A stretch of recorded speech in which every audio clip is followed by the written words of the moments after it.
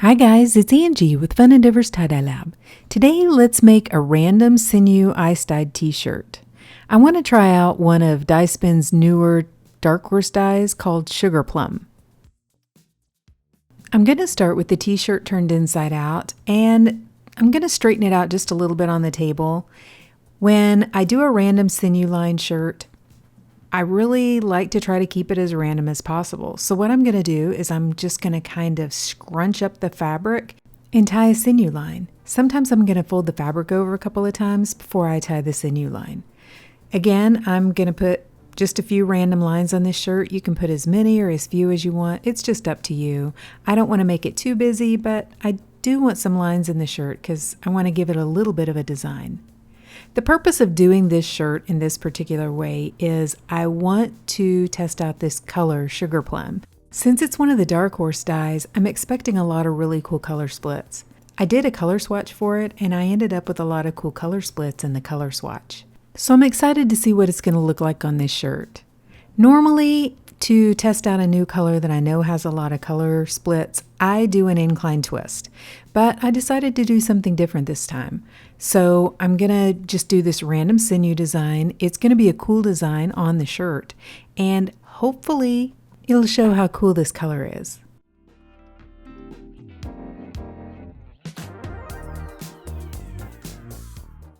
So once I finished tying the shirt, I went ahead and tied several other shirts. So I placed the shirt aside, and by the time I came back to apply the dye to it, the shirt had dried out completely.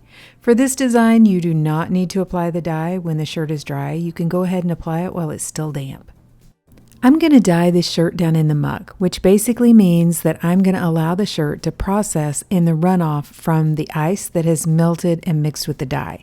That's the definition of muck. So I've already taken the shirt, placed it down inside of a plastic container, and then poured a whole bunch of ice over the top. I've placed that container down inside of another plastic tub just so that if there happens to be a leak or anything in my container, it won't get all over the place.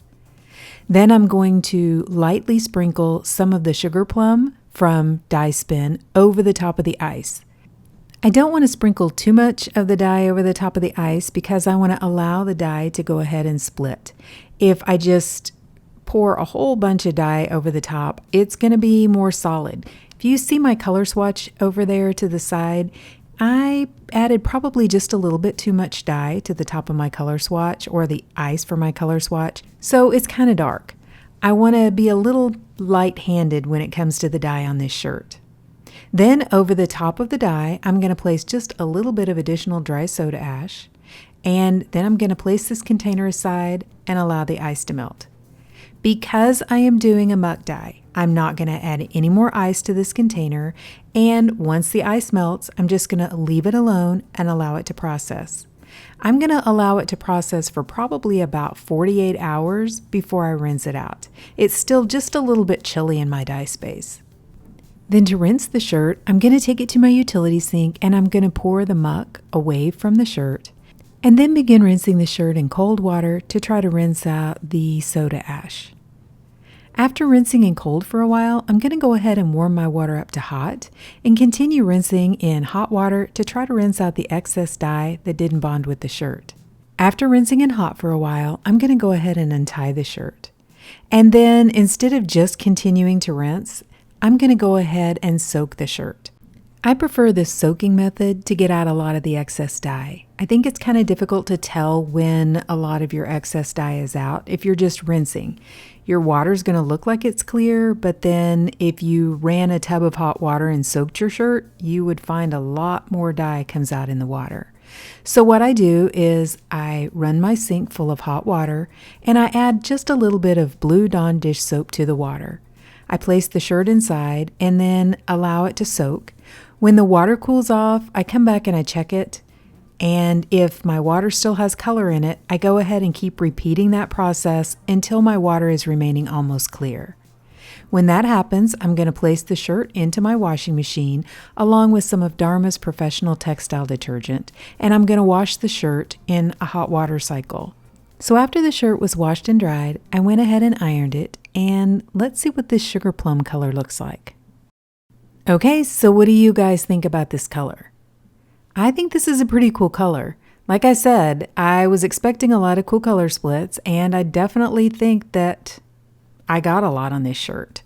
This shirt has various shades of blue and green, hints of brown, some kind of rust type colors with it.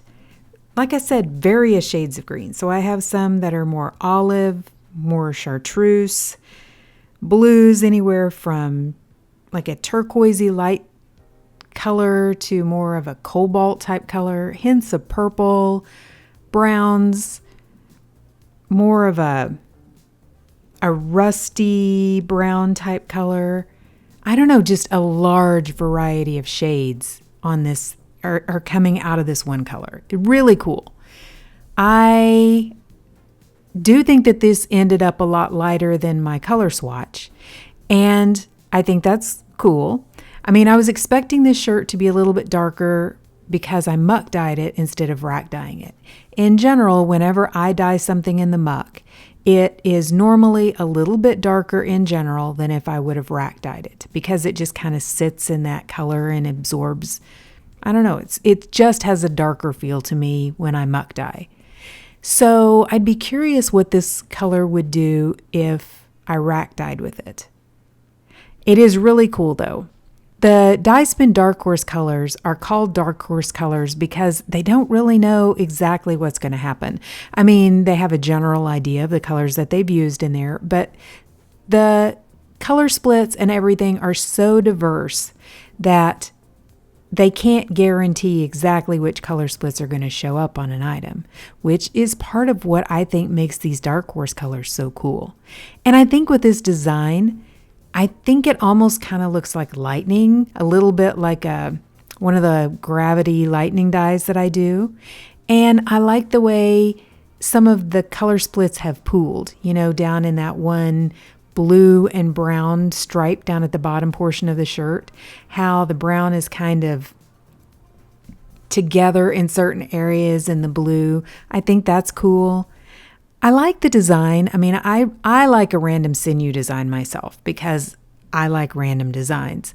And I think this is kind of a little bit like a geode design without being quite as busy as a geode, but it's not as random as like just a gravity dye.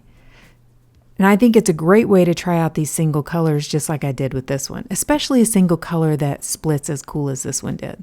So I know the Sugar Plum isn't a super new color. I mean, have you guys used it? If you have, what have you used it on? Did you come up with kind of the same splits as I did? Did you rack dye with it? If you did, you know, was it a lot lighter?